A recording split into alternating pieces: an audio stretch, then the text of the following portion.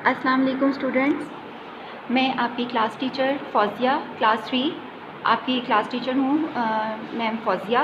अच्छा, ये देखें, ये मेरी हमारी एसएसटी की बुक है क्लास 3 की।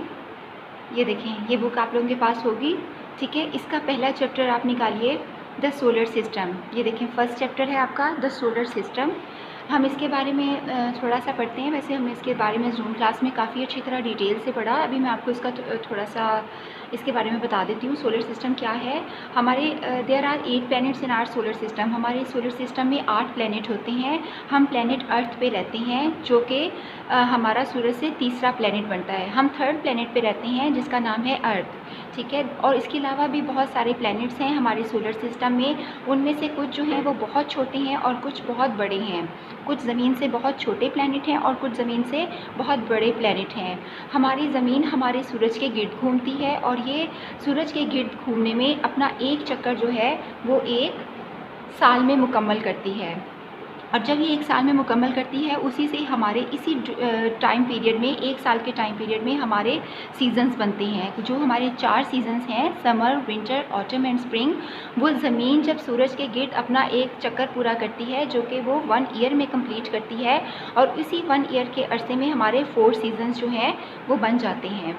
वाइल रिवॉल्विंग अराउंड द सन, जब ज़मीन सूरज के गिर्द घूमती है तो एक चक्कर जो है वो 1 ईयर में कंप्लीट करती है। और लेकिन जब ज़मीन अपनी एक्सिस में घूमती है, अपनी एक्सिस में भी ज़मीन गर्दिश करती है, जब हम ज़मीन अपनी एक्सिस में गर्दिश करती है तो वो अपना एक चक्कर 24 आवर्स में कंप्लीट करती है।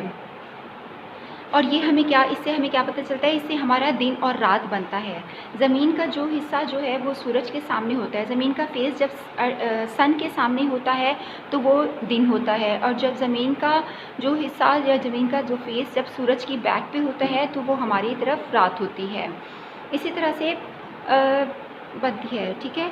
आप इसी तरह से हमारे दिन और रात बनते हैं, हमारे सीजन्स भी उसी वक्त बनते हैं जब ज़मीन घूमती है। इसका the moon also rotates around the earth. Moon भी ज़मीन के इर्द गिर्द घूमता है। ज़मीन सूरज के गिर्द घूमती है और चाँद ज़मीन के गिर्द घूमता है। और जब चाँद ज़मीन के घूमता है तो it completes 1 rotation in 1 months time. तो ये अपना एक चक्कर 1 महीने के अरसे में मुकम्मल करता है। अच्छा, did you know that the sun is a star? क्या आपको पता है कि सन एक स्टार है? अर्थ क्या है? अर्थ प्लैनेट है, जबकि सन जो है वो एक स्टार है। The sun is a bigger star. Sun एक बहुत बड़ा स्टार है, और ये किस चीज़ से बनता है? वेरी हॉट गैसेज, बहुत ज़्यादा हॉट गैसेज से बनता है। The sun is over 100 times bigger. Sun जो है वो ज़मीन से तकरीबन 100 टाइम बड़ा है। सन ज़मीन से कितना बड़ा है? तकरीबन 100 टाइम बड़ा है। सन किससे बनता है? हॉट गैसेस से बनता है। इसमें एनर्जी होती है, हीट होती है और लाइट होती है। आपको पता है अर्थ को लाइट भी क्या कहते हैं, अर्थ पे लाइट है, लेकिन सन भी अर्थ को लाइट देता है। सन इतना ब्राइट होता है, इतना ब्राइट होता है कि समटाइम जब क्लाउड आ जाते हैं और बहुत ज़्यादा ग्रे कलर के क्लाउड होते हैं डे टाइम में, उस वक्त भी हमारी अर्थ पर रोशनी होती है। वो रोशनी सूरज की वजह से होती है। इसके अलावा ये है कि सन जो है वो एक सैटेलाइट है, मून जो है वो एक सैटेलाइट है। Moon is a satellite.